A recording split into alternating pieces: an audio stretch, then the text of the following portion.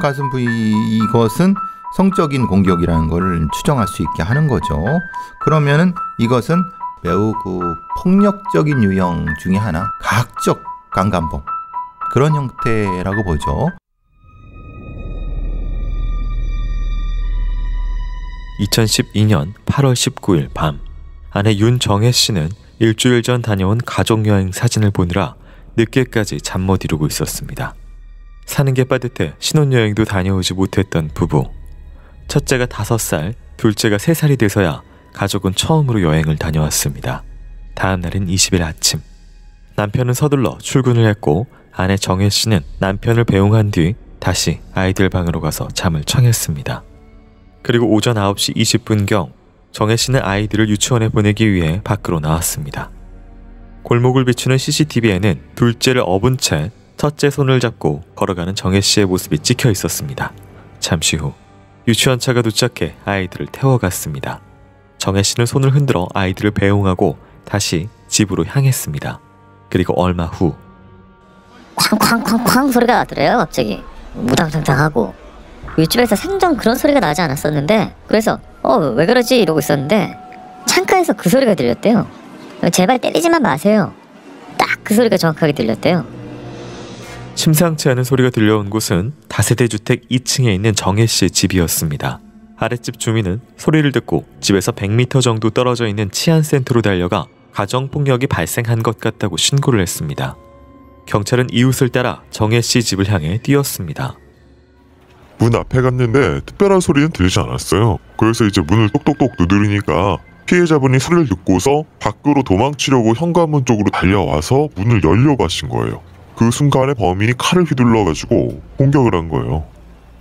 누군가 칼로 정혜 씨를 찌른 겁니다. 경찰이 문을 열자 바닥엔 선혈이 낭자했고 쓰러진 정혜 씨 뒤로 한 남성이 서 있었습니다. 바로 경찰에 체포된 남성. 범인은 미리 준비한 과도로 정혜 씨의 오른쪽 목과 뒤통수를 4번이나 무참히 공격했습니다. 정혜 씨는 바로 병원에 옮겨졌지만 오후 12시 42분경 목 부위 자창으로 인한 저혈량성 쇼크로 안타깝게 사망하고 말았습니다. 그런데 사망한 정혜 씨의 몸에는 자창 말고도 끔찍한 상처가 많았습니다. 얼굴, 가슴, 배를 포함 전신에 심각한 구타의 흔적이 있었고 두개골이 깨지고 한쪽 동공도 함몰된 상태였습니다. 게다가 왼쪽 가슴 부위에는 이로 물어뜯은 흔적도 남아 있었습니다. 도대체 정혜 씨에게 무슨 일이 있었던 것일까? 그리고 정혜 씨를 살해한 남성은 누구일까? 2012년 온 국민을 분노에 빠뜨렸던 살인사건의 서막이 이렇게 올랐습니다.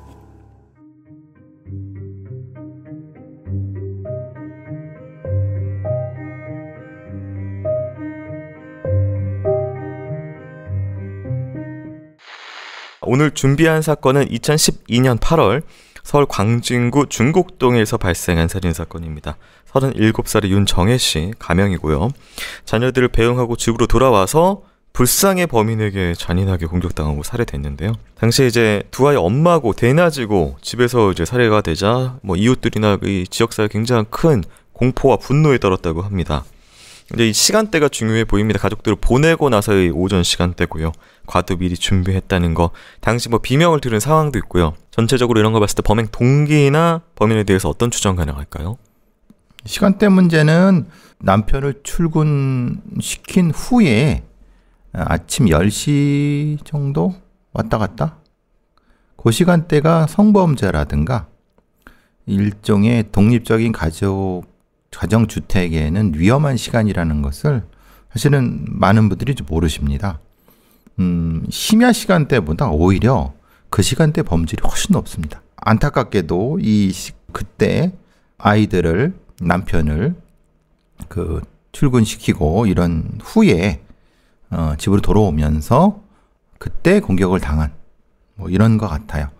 그런 경우가 보통 시건장치에 문제가 있죠. 왜냐하면 잘 안 잠그고 가거나 네. 아니면 아침이니까 문을 잘 안 잠그는 그런 부분들이 있었어요. 범행 도구를 준비했다는 것은 이것은 이제 전문적인 범인일 가능성이 높지 않을까. 네. 물론 이제 훨씬 더 전문적인 범인 같은 경우는 도구 자체를 이용하지 않죠. 근데 이 경우는 과도를 준비했다는 거는 제가 느낌상으로는 가까운 데 사는 사람, 범행지와 자기 주거지가 먼 경우는 이동을 해와야 되기 때문에 중간에 어떤 일이 벌어질 수도 있어요. 그러니까 이런 걸 준비하는 경우는 가능성이 낮아요. 공격 당한 부위가 이제 얼굴, 가슴, 배 비롯해서 전신에 구타 흔적이 있었고요. 두개골이 깨질 정도로, 그리고 한쪽 동공이 함몰됐습니다. 오른쪽 목 뒤통수 4회를 찔렀고 왼쪽 가슴에 2로 물어뜯은 흔적이 있어요. 이런 거는 뭘 얘기를 해요? 그러니까 왼쪽 가슴 부위 이것은 성적인 공격이라는 걸 이제 당연히 추정할 수 있게 하는 거죠. 그러면은 이것은 이 강간범의 4가지 유형 혹은 5가지 유형 중에서 착취적 아니면 매우 그 폭력적인 유형 중에 하나, 가학적 강간범, 그런 형태라고 보죠. 그럼 왜 이렇게 그 폭력을 행사했느냐? 그러니까 이 폭력을 행사한 것도 칼을 가지고 들어갔으면은 칼을 이용해서 뭘 한 것이 아니라 칼은 위협용이고 맨 주먹으로 공격을 함으로써 그 이 제압하는 과정에서의 가학적인 심리적 만족감을 바라는, 그걸 주요 동기로 하는, 그래서 이런 복합적인 형태의 공격상이 나타나지 않았을까? 왜냐하면 실제로 두개골이나 이 얼굴 쪽도 있지만 가슴, 배 이런 쪽이잖아요. 막 섞여 있어요. 그러니까 감정적인 것만 있다고 하면 얼굴이나 뭐 이런 쪽인데 그게 아니라 조금 랜덤하게, 그런데도 주로 상체 쪽이라고 하면은 이것은 확실히 폭력성과 가학성이 동반돼 있는 강간범이지 않을까. 그러니까 애초에 칼하고 그다음에 이제 가슴에 치은이나 이런 공격성들을 봤을 때 이게 뭐 절도를 하러 들어왔다기보다는 애초에 강간범죄. 그렇죠. 이거는 절도나 강도, 이건 전혀 상관이 없는 거죠. 근데 이게 경찰이 출동을 했습니다. 비명을 소리 신고를 했고요, 주민이. 그래서 신고를 해서 경찰이 그 집 문을 두드렸는데 거기서 이제 공격을 굳이 경찰이 출동했으면 이제 도망가든지 아니면 체포됐으면 범죄를 포기하든지 뭘 거기서 찌르고 이 병원으로 옮겼으나 숨졌거든요. 그 상황에서. 그러니까 이거는 범행을 마무리해야 되겠다고 하는 생각을 가지고 공격을 한 것 같아요. 그러니까 말하자면은 자기가 거기서 도망을 해도 잡힐 수밖에 없는 상황. 이런 경우 보통은 이제 이 교도소에 있었던 범죄 경력자들이 많이 그렇게 하죠. 근데 이제 그 살인죄로 넘어가게 되는 거잖아요. 기존까지는 이제 강간죄나 이제 뭐 폭행 뭐 이렇게 될 텐데 본인이 이제 경찰한테 잡힐 상황이면은 자기 죄가 더 올라갈 행동을 굳이 한 게 좀 이해가 안 돼서. 그게 이제 그래서 이제 지금 이건 만약에 지금 상태는 강간상해예요. 그 잡히게 되면 그것도 사실 형량이 많이 높거든요. 근데 그거 살인, 강간살인 그 차이가 별 차이가 사실 있을 것 같지만 그렇게 많지 않거든요. 어차피 둘 다 무기이거나 아니면은 뭐 20년, 30년형이거나 그렇다고 봤을 때는 그럼 이건 이 교도소 생활을 오래 했던 아니면 이런 거에 대해서 쉽게 인식이 있는, 그래서 살인을 했을 수 있다고 봐요. 우리 생각으로는 강간과 살인이 형량이 차이가 많을 거라고 생각하잖아요. 근데 그거는 누범이 없는 사람의 얘기고 교도소에 오랫동안 있었던 사람 같은 경우는 사실 형량 차이가 별로 안 돼요. 자, 이토록 끔찍한 범행을 저지른 범인 대체 누구였는지, 왜 범행을 저지른 것인지 한번 살펴보도록 하겠습니다.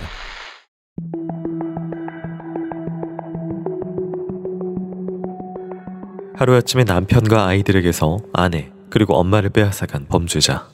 가족에게 치명적인 고통을 남긴 범인은 정혜 씨의 집에서 불과 600m 떨어진 곳에 살고 있던 성범죄 전과자였습니다. 놀랍게도 범인은 전자발찌를 차고 있는 상태로 거주지를 이탈해 범행 대상자를 찾고 있었다고 했습니다. 자다가 한 새벽 3시쯤에 깼는데 할 일이 없어가지고 소주 한 병 마시면서 야동 봤어요. 보고 나서 잠깐 잠을 자고 아침 6시 40분쯤인가 사무실에 가서 갑을 좀 해달라고 말하고 지하철 타고 다시 집으로 오는데 출근하는 여자애들이 바글바글한 거예요. 그 여자들 보니까 성욕이 일어서 누구든 강간해야겠다 마음 먹었어요. 출근하는 여성들을 보자 강간이 하고 싶어졌다는 충격적인 진술. 그런데 더 충격적인 건 범인이 강간을 제대로 하기 위해 비아그라까지 챙겨 먹었다는 것입니다.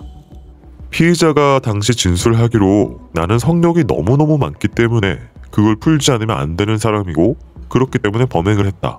그리고 그날 너무 피곤한 상태였고 그래서 약을 2알 먹었다 라고 이야기를 하더라고요. 뭐 혹시 발기가 잘 안 될까봐. 단지 자신의 성욕을 풀기 위해 남을 해치기로 결심한 범인은 범행 도구까지 꼼꼼히 준비했습니다. 청테이프와 과도를 챙겼고 얼굴을 가릴 마스크도 잊지 않았습니다. 그리고 집 골목을 지나면서 길가에 떨어져 있던 길이 50cm의 포장용 끈을 주워 주머니에 넣었습니다. 누구든 범행 대상을 만나면 끈으로 결박할 생각이었습니다. 집 부근부터 배회하다가 약 600m 정도를 걸어온 범인. 그런데 어느 주택의 2층의 문이 열리고 아이들과 함께 나오는 정혜 씨를 봤습니다. 정혜 씨는 깜빡했는지 현관문을 잠그지 않고 나갔고 범인은 그걸 놓치지 않았습니다. 정혜 씨가 아이들과 골목으로 걸어가자 그 틈에 집 안으로 침입한 범인. 그는 치밀하게도 신고 온 신발을 다용도실에 숨긴 뒤 안방 문 뒤에 서서 정혜 씨가 오기만을 기다리고 있었습니다. 그리고 잠시 후 아무것도 모르는 정혜 씨는 남자가 숨어있는 집으로 돌아왔습니다. 내가 칼을 들이대면서 조용히 해 했는데 아니 이 여자가 사람 살려라고 바락바락 소리 지르면서 반항하는 거예요. 그러면서 창문으로 도망가려고 하대. 그래서 어쩔 수 없이 때렸어요. 범인은 정혜 씨를 밀어 넘어뜨린 뒤 뺨을 수에 때리고 강간을 시도했습니다. 하지만 정혜 씨는 누구보다 강했습니다. 범인을 손으로 밀쳐냈고 발길질을 하며 죽을 힘을 다해 저항했습니다. 범인은 정혜 씨의 허벅지를 주먹으로 수차례 때려 고통을 주면서 계속 강간을 시도했지만 정혜 씨는 끝까지 저항을 멈추지 않았습니다. 그러자 범인은 정혜 씨의 온몸을 무차별 구타했습니다. 정혜 씨는 끔찍한 고통 속에서도 누군가 비명을 들어주길 바라며 계속 소리를 질렀습니다. 그리고 이 소리를 이웃집에서 들었던 것입니다. 범인은 정혜 씨가 소리를 지르지 못하게 머리를 잡고 바닥에 여러 번 내리쳤습니다. 그럼에도 불구하고 정혜 씨는 살기 위해 정신을 붙잡았습니다. 얼마 뒤 겨우 범인에게서 벗어나 현관 앞까지 도망친 정혜 씨. 그때 문 앞에 경찰이 도착했고 정혜 씨는 현관문을 열려고 했습니다. 그런데 그 순간 범인이 쫓아와 정혜 씨를 과도로 찔렀던 것입니다. 왜 정혜 씨를 찔렀냐는 경찰의 질문에 범인은 이렇게 답했습니다. 내가 수많은 여자를 겁탈해봤지만 이렇게 바락 많이 하는 여자는 이 여자가 처음이었어요. 정혜 씨가 살기 위해 필사적으로 반항을 해서 폭행을 했고 살해했다는 것입니다. 그리고 범인은 정혜 씨를 살해한 2번째 이유로 이런 말도 남겼습니다. 경찰이 출동해서 당황하는 바람에 우발적으로 살해했다고 말입니다.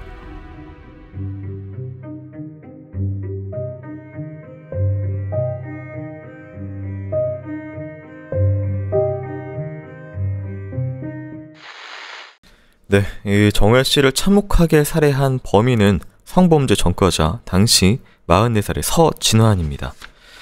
출근하는 여자를 보고, 그러니까 본인이 새벽 6시 반에 가부를 받으러 갔다가 돌아오는 길에 출근하는 여자를 봤는데 강간을 해야겠다라는 생각이 들었고, 몸이 피곤해서 발기가 안 돼서 강간 성공 못할까봐 비아그라 2알 먹었다. 이게 일반인의 사고방식으로 도저히 이해가 안 돼서 이게 그렇죠. 뭐 이런 말을 그냥 하는 건지 실제로 본인이 이렇게 생각을 하는 범죄자인지. 폭력적 강간이 중독돼 있는 네. 그런 범죄자 같은 건 이렇게 충분히 할 수 있습니다. 이전에 강간 범죄자였고 교도소 갔다 왔는데 앞에도 강간을 했는데 별로 안 잡혔다. 지금도 벌어지고 있죠. 강윤성 사건도 포함하시겠지만 네, 전자발찌 차죠. 예, 전자발찌 차고도 네. 성범죄 저지르고도 안 잡히고 그래요. 그 경험치가 이 범인한테, 서준환이한테 있었다고 하면은 네. 이렇게 생각하는 건 무리도 아닙니다. 그러니까 그냥 습관처럼 이렇게 했을 가능성이 있죠. 이 범행 과정은 이제 본인의 범죄자 입으로 들은 범행 과정 진술이고요. 그것만 들어도 일단 피해자분은 굉장히 살기 위한 많은 노력들과 그 극심한 어떤 그런 행동들을 했었는데, 근데 이 행동 때문에 내가 살해를 했다. 야, 그렇게 심하게 한 여자 내가 처음 봤다. 이런 얘기를 해요, 본인 말로. 근데 이 말하고 반항을 해서 죽였다는 것하고 이제 그 경찰이 출동을 했을 때 이제 문을 두드리자 죽인 것하고는 조금 걔가 달라 보이긴 하는데. 그러니까 아까 제가 말씀드린 것처럼 경찰이 출동해서 당황해서 우발적으로 살해했다고 하는 것은 거짓말이죠. 네. 제가 아까 말씀드린 것처럼 자기가 강간을 하려고 해서 시도했는데 저항을 했단 말이에요. 저항을 했는데 그 저항한 것이 아마 이 자기 몸에 맞고 막 소리도 지르고 그러니까 분노가 더 생겨서 네. 이거 죽여야 되겠다. 그럼 이것은 이 여성이 저항을 해서 죽인 게 아니라 원래 얘는 가학적 강간범이었던 거예요. 네. 강간을 할 때 가학적 행위를 하면서 강간을 해는 범인이기 때문에 이런 행동과 생각을 하는 거예요. 이걸 오해하면 안 돼요. 그리고 어떤 여자 경찰인데 이런 얘기를 하더라고요. 그 강간을 당할 상황에 있을 때 목숨을 구할 생각부터 해라고 이런 엉뚱한 얘기를 하더라고요. 근데 그건 결과적인 측면이에요. 그리고 강간범이 반항하지 말고 네. 그 얘기였죠. 네. 그때 어떤 범인인지 네. 유형의 범인인지를 전혀 모르는 상황에서 너무 강간범을 일반화시킨 거예요. 그런 바보 같은 여자 경찰도 있었어요. 그래갖고 그 뒤에 이제 프로파일러도 그렇고 저도 그렇고 그따위 소리 하고 다니지 말라고 했는데 지금 그렇게 안 하고 다니는 것 같은데, 그러니까 이제 굉장히 이상한 형태의 굉장히 왜곡된 형태의 인식을 가지고 있어요. 그 네. 수사기관들도. 이 경우는 이 범인이 애초에 가학적 강간을 하려고 했고 그것을 그 피해자가 자기를 자극했다라고 하는 걸로 가해자의 서사를 만드는 거예요. 피해자의 책임을 돌리는 거예요. 네. 판결문에 보면 이제 그 경찰이 출동을 해서 소리 지르면서 현관문을 열어 젖혔는데 그때 이제 뒤를 찔러서 죽였다. 그래서 이걸 가지고 이제 뭐 너 때문에 내가 이제 경찰한테 잡힌다라는 분노 이런 것 때문에 찔렀을 것이다라고 이제 판결문에 이제 있는 내용이 있는데 소리쳐 갖고 내가 찔렀다라는 걸로 이 범인은 얘기를 하겠죠. 근데 그거를 범사나 판사들이 고지고대로 받아들여 갖고 네. 그걸 판결문에 남기는 것도 사실은 모자란 행동들이에요. 그러니까 강간이라는 범죄에 대한 정확한 인식이 없어요. 이 법률가들은. 네. 범죄 전문가들이 이 인식이 있는데 이건 결국은 뭐냐면 즉 피해자가 반항을 안 했으면 내가 죽이지 않았을 테라고 한 논리적 귀결이 되잖아요. 네. 그리고 경찰이 쿵쿵해서 문을 열어젖히지 않았으면 내가 그 강간범 내가 안 죽였을 거요 라고 하는 말이잖아요. 그게 말이 안 되잖아요. 근데 그 말이 안 되는 걸 이렇게 그 편견문에 쓰면 이게 말이 됩니까? 네. 네, 서진아는 이미 강간 비롯해 전과가 11범이었는데요. 2004년에 특수강간 및 절도로 7년형 선고받고 만기 출소 2011년에 하고 10개월 만에 지금 이 중곡동에서 살인을 저질렀습니다. 전자발찌 당시에 차고 있었고 주거지 이탈하고 범행도구 준비하고 뭐 이런 것들이 있었는데 당시 서진아는 뭐 금지구역 지정 이런 게 아예 없었다고 해요. 얘는 7년에 나와갖고 11년도에 나와서 이제 머릿속에는 내가 더 심각한 형태의 강간을 해야 되겠다는 그 생각만 머릿속에 꽉 찬 거예요. 네. 이게 가장 큰 문제라는 거예요. 근데 그런데도 불구하고 이런 위험성이 높은 애들인데도 접근금지, 금지구역, 뭐 보호관찰 거의 없었잖아요. 네. 그게 지금까지 오잖아요. 강민성이 관리가 안 돼갖고 2명 죽은 거잖아요. 네, 서진아는 경찰 조사받으면서 이상한 말을 정말 많이 했는데요. 그것이 기사화되면서 더 큰 공분을 사기도 했습니다. 그리고 수사가 거듭되면서 그간 밝혀지지 않았던 더 충격적인 사실이 밝혀집니다.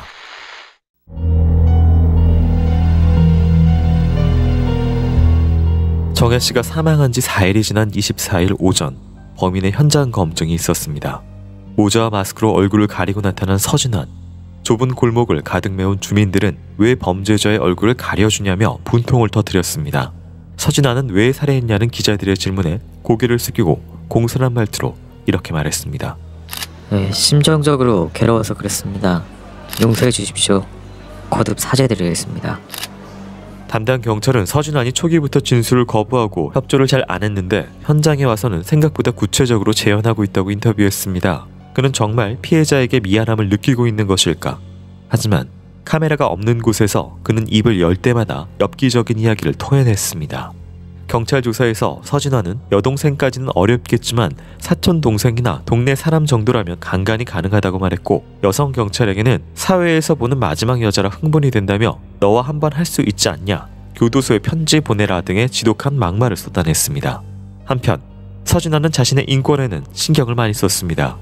전자발찌는 이중 처벌이고 인권 침해라고 주장하면서 전자발찌 때문에 스트레스를 받아 범행을 했다고도 주장했습니다. 또 언론에서 자신의 신상을 얼마나 알고 있는지, 혹시 얼굴이 공개됐는지를 걱정했고, 자신의 컴퓨터 사진을 찍어온 경찰에게는 고발하겠다며 소란을 피우기도 했습니다. 그런데 수사를 하던 도중 충격적인 사실이 드러났습니다. 살인을 저지르기 13일 전 서준환이 또 다른 여성을 성폭행했다는 것입니다. 범행을 시작한 패턴, 수법이 동일했습니다. 살인 13일 전인 7월 31일 주유를 하기 위해 오토바이를 타고 주유소로 향하던 서준환은 서울 중랑구의 어느 주택가 골목을 지나다가 한 여성을 봤습니다. 그녀는 다세대 주택 2층의 현관문을 열고 집 안으로 들어가고 있었습니다. 여성을 보자 강간을 하고 싶다고 생각한 서준환. 일주일 뒤 서준환은 과도를 들고 그 여성의 집으로 향했습니다. 대문을 열고 안으로 들어선 서준환은 자신의 운동화 끈을 풀어 주머니에 넣고는 열려있던 2층 거실 창문을 통해 안방으로 침입했습니다. 피해자가 피고인의 손에 들린 과도를 보고 땅바닥에 주저앉자 조용히 해라 라고 하면서 피해자의 양 손목을 등 뒤로 돌려 운동화 끈으로 묶어 억압했다. 이후 피해자를 침대에 눕힌 뒤 1회 가늠하였다. 서준환은 강간을 해서 경찰에 안 잡히면 좋고 잡히면 교도소에 들어가서 살면 된다는 생각으로 범행을 했다고 진술했습니다. 당시 살아남은 피해자의 몸에 서준환의 DNA가 남아 있었기 때문에 서준환도 스스로 2주 안에 경찰이 잡힐 거라고 생각했다고 했습니다. 그는 성범죄 전과 때문에 이미 DNA 정보가 보관되어 있었습니다. 하지만 범인의 DNA를 국과수에 보내도 일치하는 사람이 나오지 않았습니다. 2012년 당시에는 교도소에서 복역한 사람의 DNA 정보는 검찰에서 보관을 하고 사건 현장에서 발견한 용의자의 DNA는 경찰이 보관했기 때문에 서로 공유가 전혀 되지 않았던 것입니다. 게다가 당시 경찰은 전자발찌를 착용한 전과자에 대한 수사를 전혀 하지 않았습니다. 그때 당시만 해도 전자발찌 전과자 수사라는 거는 활성화된 수사 기법이 아니었어요. 지금은 성폭행이 발생하면 전자발찌는 기본으로 수사하고 있어요. 당시에 저희는 수사할 만큼은 다 했고 거기에 자부심을 갖고 있어요. 성폭행 사건을 수사하던 담당 경찰은 다른 지역에서 정혜 씨가 사망하고 4일이 지난 뒤 법무부에 전자발찌 위치 추적을 요청했고 그제서야 서준환의 존재를 알게 되었습니다. 조금 빨리 위치 추적이 이루어졌다면 아마 정혜 씨의 죽음은 막을 수 있지 않았을까 하는 아쉬움이 남는 대목입니다.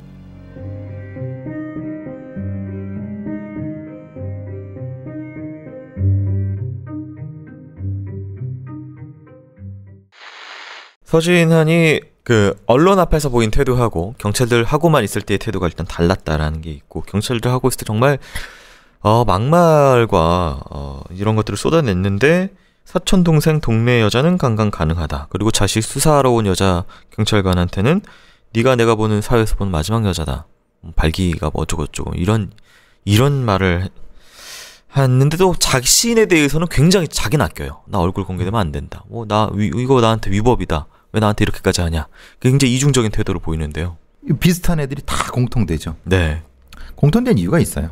경찰한테 이 정도의 영가 11범 그 이상 10범 이상 넘어가면은 경찰 조사 받을 때 경찰한테 폭행하고 경찰들 욕해도 경찰들이 그걸 처벌 못한다는 거 뻔히 알고 있어요. 그리고 송치해야 되는 시간이 정해졌기 때문에 시간을 끌면 끌수록 본인한테 유리하다는 걸 잘 알고 있어요. 그러니까 어설프게 대충 수사가 돼서 검찰로 넘어가면은 검찰 애들도 사실 딱히 그렇게 수사 안 하거든요. 결국은 얘가 이렇게 막 난동 부리고 이건 의도가 있다는 거예요. 강윤성이 그 할 때 막 기자들 차고 막 그러잖아요. 네. 그때도 똑같은 거 기자들이 물어보더라고 저한테.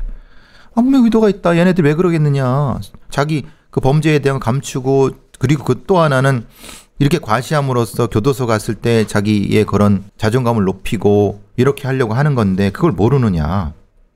특히 여자 경찰이 이렇게 희롱도 하고 네. 그런데도 불구하고 이제 자기 중심적인 형태의 인권에 찾고 계속 고발하겠다고 하기도 하고 뭐 이런 형태를 하잖아요.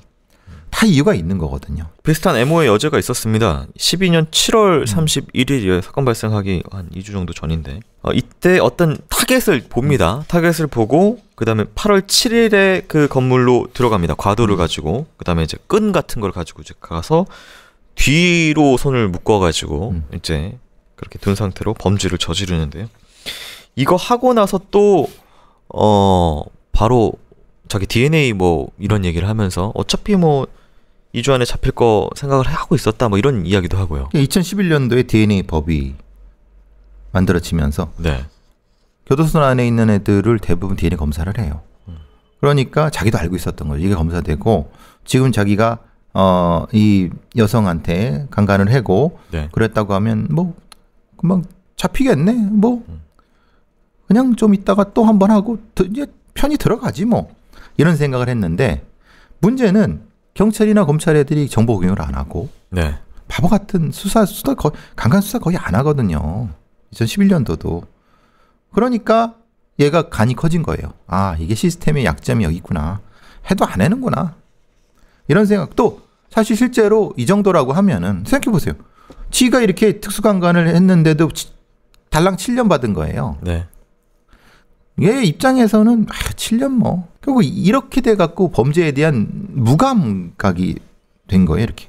그리고 거의 뭐 이 젊은 시절을 계속 교도소에 들락날락하면서 보냈기 때문에 뭐 하고 이번엔 몇 년이겠지 이런 프로세스 같아요, 머릿속에. 금방 알죠. 그러니까 맘대로 그냥 강간하고 네.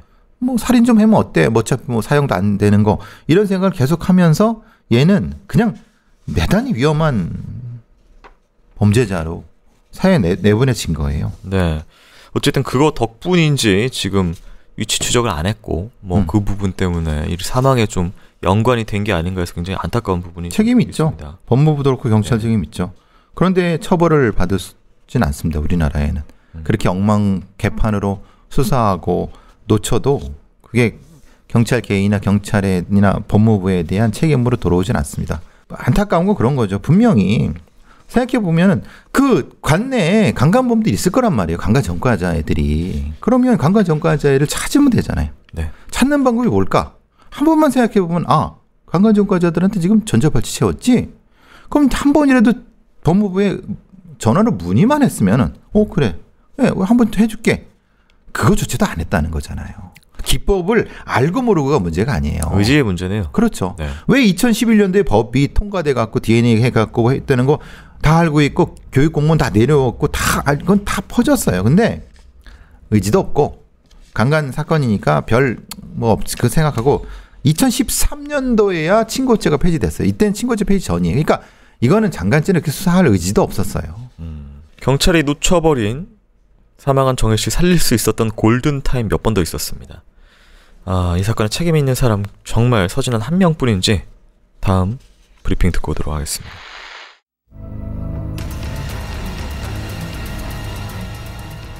성폭행 사건이 발생했을 때 경찰은 수사의 기본 중의 기본, 인근 동종 전과자에 대한 수사를 했습니다. 하지만 성범죄 전과가 있는 서진아는 초기 수사 대상에서 빠져 있었습니다. 경찰의 우범자 관리 대상 중 집중 관리 대상이 아닌 자료 보관 대상자였기 때문입니다.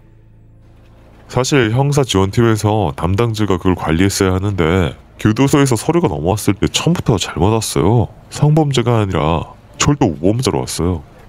특수강간 및 절도로 7년을 복역한 서준환이 2011년 만기 출소했을 때 교도소에서 관할 경찰서로 보낸 석방 통보문에는 죄명이 성폭력이 아닌 절도라고 적혀 있었던 것입니다. 이 때문에 자료 보관 대상자가 된 서준환은 경찰에 아무런 관리도 받지 않았습니다. 매우 아쉬운 부분은 또 있습니다. 석방 통보문 서류 아래쪽에는 서준환이 2004년에 저질렀던 사건의 내용이 자세히 적혀 있었습니다. 2004년 4월 21일 서울 중랑구에서 피해자의 옥탑방에 침입하여 소리 지르면 죽여버린다고 칼로 위협, 한거 불능케 만든 후 일에 강간하였다. 이로 인해 피해자에게 약 2주간의 치료를 요하는 상해를 입히고 탁자 위에 있던 피해자 소유의 현금 2만 원을 강취했다. 서류를 읽어봤다면 죄명이 잘못 표기됐다는 걸 알 수 있었지만 경찰은 읽지 않았던 것일까? 서진아는 중학교 3학년인 1986년 집에서 가출해 자전거를 졸도한 것을 시작으로 성인이 된 1991년부터 2011년에 출소할 때까지 재범하고 출소하기를 반복해 총 18년형의 징역형을 선고받았습니다. 그 중에서도 1991년, 1998년, 2004년 총 3회에 걸쳐 강간 및 강간미수, 강간치상, 특수강도 강간 등 성범죄 징역만 총 14년을 살았습니다. 특히 서진아는 성범죄를 처음 시작했던 1990년의 범죄는 군 입대 후 발생했습니다. 새벽 2시 30분경 서진아는 한 여성의 집에 침입해 혼자 자고 있던 피해자를 등산용 칼로 위협해 강간을 하려 했지만 옆방에서 자고 있던 가족이 깨어나 실패했습니다. 그러자 약 30분 뒤인 새벽 3시경 평소 알고 지내던 군대 선배의 집에 침입했습니다. 그날은 선배의 아내가 집에 혼자 있다는 걸 알았기 때문이었습니다. 결국 서진아는 선배의 아내를 강간했습니다. 1시간 동안 2명의 피해자가 발생한 사건. 그런데 대한민국 법원은 서준환에게 단 2년형을 선고했습니다. 죄에 비해 턱없이 짧았던 형량. 이에 서준환은 무엇을 느꼈을까?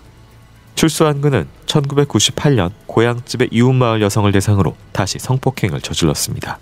서준환은 강간치상죄로 징역 5년형을 선고받았습니다. 그런데 서준환의 전과 기록을 살펴보던 법률 전문가는 뭔가 이상하다고 했습니다. 이 사람이 1993년에 강도상해죄로 징역 3년 6개월 선고받았어요. 그리고 출소한 지 3년이 되기 전인 1998년에 다시 범죄를 저질렀기 때문에 누범에 해당하거든요. 그러니까 이 강간치상죄는 5년 이상의 징역이 가능한 거죠. 그런데 이 사람은 최하한선인 5년형을 선고받은 거예요. 금고 이상의 범죄를 저질렀을 경우 3년 안에 또다시 금고 이상의 범죄를 저지르면 양형 기준 내 최대 2배까지 형이 가중될 수 있습니다. 그런데도 법정 최저형을 선고받은 것입니다. 이런 일은 또 있었습니다. 서준환은 2002년 9월 출소한 뒤 역시 누범 기간인 3년이 되기 전인 2004년 특수 강도강간 범죄를 저질렀습니다. 하지만 2004년 재판에서도 누범 가중에 대한 법령이 적용되지 않았습니다. 2004년에 검사가 기소할 당시에 특정 강력범죄의 누범 조항을 간과해버린 거죠. 그런데 1심 법원에서도 이 조항을 간과한 거예요. 그래서 10년 이상이 선고돼야 할 사건에 7년이 선고되고 맙니다. 2심 재판부는 이 사실을 알고 있으면서도 서준환에게 1심과 같이 7년형을 선고했습니다. 만약 이때 제대로 된 처벌만 받았어도 서준환은 최소 2014년까지 교도소에 있었을 것입니다. 그랬다면 정혜 씨는 지금쯤 중학생이 된 아이들과 함께 또 다른 가족여행의 추억을 만들고 있었을지 모릅니다.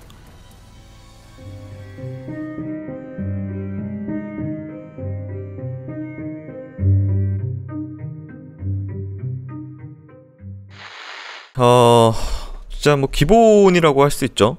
동종 전과자 수사 관련된 부분에 있어서 빠져 있었다. 이게 서류상의 이제 네이밍이 집중 관리 대상이 아닌 자료 보관 대상이었다.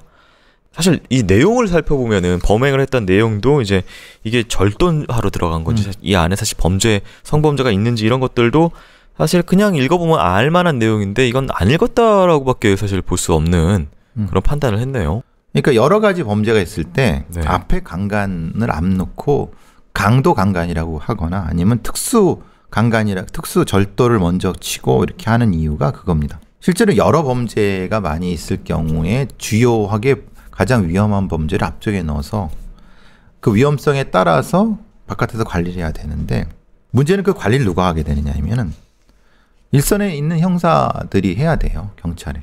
네. 근데 걔네들이 그걸 하기 싫어하죠. 자기 업무가 바쁘니까. 네. 그러니까 어떻게 보면 일부러 고의적으로 우범자 관리에서 말하자면은 이거 바꾸는 거죠. 자료 보관 대상자와 소위 말하는 이 관할하는 우범 관리 대상자가 안 되게끔 돌리는 겁니다. 너무나도 치사하고 너무나도 일명 그들끼리 이게 노하우야라고 얘기할 수 있을 만한. 거죠. 그러니까 얘를 관리 안 해도 되는데 관리에서 빼버릴 수 있는 합법적인 거죠. 왜냐하면 죄명이 길잖아요. 2주 3주 넘어가잖아요. 그러니까 앞에만 나타난단 말이에요. 네. 지금은 안 그렇던데 결국은 얘가 91년, 98년, 4년도에 계속 강간 해고 도로다니면서 14년을 했는데 몇 년씩 뜨문뜨문. 네. 얘가 그럼 강간이란 범죄를 어떻게 생각했겠어요? 그냥 강간 몇 명 하고 한 2년, 3년 갔다 오면 되지 뭐. 집 같은데. 이렇게 생각했는 거예요. 그러니까 선배, 아내건 뭐건 그냥 막 해도 이게 전과 2범, 3범, 4범, 5범, 6범이어도 강간을 해서 몇 건 해도 똑같이 그냥 2, 3년 주는 누범으로 참 이게 그러니까 누범을 왜 그러니까 그걸 전적으로 결정하는 건 검사예요. 그리고 검사인데 이런 경우는 또 검사가 하지도 않아요. 경찰에서 송치하는 대로 해는 거예요. 그러니까 이 경찰 애들이 뭔가 나사가 빠진 애들이라는 거예요. 그러니까 그냥 물총 지르고 다니는 놈 이렇게 별거 아닌 놈으로 생각했던 거죠. 그 단어 너무 싫죠. 이 사람 좀 그 판결문에 참작해야 될 요소라고 해서 이 사람 과거가 쫙 적혀 있는데 어쨌든 뭐 집안이 굉장히 뭐 경제적으로 궁핍하고 폭력, 뭐 불안 뭐 이런 이야기도 했었는데 중학교 2학년 때 가출을 반복을 해서 빈집 털이하고 뭐 훔치고 그리고 이때 중학교 2학년 때 처음으로 여성과 성관계를 한 다음에 그 17세경부터 이제 서울로 상경을 해서 봉제공장에서 일하면서 월 10회 사창가 출입을 합니다. 17살짜리가요. 그러면서 이제부터 21살부터 이제 계속 그 이런저런 것들을 하는데, 심지어 군대에 있을 때도 뭐 성범죄 그럼요. 관련돼서 군법에서 받고 계속 그렇게 살아왔거든요. 성범죄 어렸을 때부터 이제 성적으로 이렇게 너무 과한 어떤 각성돼 있죠. 과각성돼 있는 거죠. 그렇죠. 그러니까 안양의 그 정성현 사건 얘기를 할 때 그 사람도 이제 똑같은 부분이 인간관계 협소하고 퇴근 후에 계속 음주하면서 동영상을 야한 동영상을 계속 반복 시청하고 이렇게 라이프 스타일 하다가 그 아이들을 죽인 그렇죠. 게 연결이 되는데, 이 사람도 그런 생활 패턴을 살고 있었거든요. 예. 그러니까 이 경우는 이제 화학적 거세라든가 아니면 네. 예전역에 이 강간 전과가 한 서너 개 넘어갈 때부터 처리했어야 돼요. 근데 그 뒤에 그냥 습관적으로 네. 경찰도 습관적으로 얘 그냥 타성에 젖었고 얘를 처리한 거고, 그걸 그대로 처리한 걸 검사나 판사들도 그냥 받아들인 거예요. 결국은 이 범인한테, 서준환이한테 엄청나게 많은 네. 성범죄 피해자, 살인 피해자가 다 나온 거 아니에요. 이건 서준환이 책임도 있지만은 서준환이를 이 정도로 만든 거는 많은 사람들의 책임이 있습니다. 저는 사실 뭐 어렸을 때 뭐 집안이 불우해서 그건 전 전혀 믿지 않습니다. 왜냐? 이걸 누가 썼겠습니까? 지가 썼을까요? 아니에요. 그렇지 않아요. 이거는 그걸 조사했던 경찰애가 네. 걔 불러준 애 썼을 거예요. 근데 그 썼으니까 그 자료를 가지고 뒤에 또 쓰고 계속 똑같이 복붙하는 겁니다. 네. 실제로 서준환이 그랬다는 기록은 없어요. 왜? 있다고 하면은 서준환이 부모를 면담을 하거나 아니면 그 서준환이 동창을 가서 면담을 하면 그 증거를 첨부했어야 되는데 그게 없어요. 네. 그건 뭐냐면은 이 새끼 처음에 조사했던 경찰 놈들도 안 했다는 거예요. 판결 어떻게 됐는지 듣기 좀 불안하실 텐데요. 1심에서 무기징역 선고됐고요. 검찰은 사형을 선고해달라고 항소를 했는데 서준환 측에서도 형 무겁다고 항소했고요. 모두 기각을 했고 1심 무기징역을 유지를 해서 지금 교도소에 수감 중인 상황입니다. 이게 남편분하고 가족도 얼마나 억울했는지 국가 상대로 손해배상 청구 소송을 냈습니다. 2004년 판결이 잘못돼서 그러니까 누범을 안 해서 3년 일찍 출소하는 바람에 정혜 씨가 살해당했다는 주장을 했습니다. 그래서 2017년 2심에서 검찰의 실수는 인정하나 고의성이 없었고 사건 인과관계가 없다는 이유로 패소 판결을 내렸고요. 대법원 판결 기다리고 있지만 뭐 어떻게 됐는지 배상 청구에 대해서 얘기는 없습니다. 안 받아들였을 거예요. 네. 받아들였으면은 지금도 받아들였는데 지금도 이렇게 안 받아요. 이거는 국가 배상이 없었을 거예요. 판결문의 마지막에서 이제 사형을 정말 이게 악독한 사람이나 사형을 선고 안 한 이유에 대해서 피고인이 이 세상에 살아 숨쉬는 것 자체가 국가나 사회 유지, 존립과 도저히 양립될 수 없을 지경에 이르렀다고 보기 어렵다. 이라는 이유로 무기징역을 선고한 부분이 눈에 들어옵니다. 근데 근거를 얘기해야 되잖아요. 자기가 그렇게 느낀다는 거잖아요. 판사가. 네. 범죄 피해자분들의 안녕을 기원하고요. 밝혀지지 않은 범죄 피해자분들도 많이 있으실 텐데요. 많은 충격 속에서 여전히 살아가고 있으실 텐데 유감의 말씀 전해드리면서 정혜 씨 명복을 빌면서 방송 마치도록 하겠습니다. 오늘 크라임은 여기까지입니다. 교수님 오늘도 수고 많으셨습니다. 수고하셨습니다.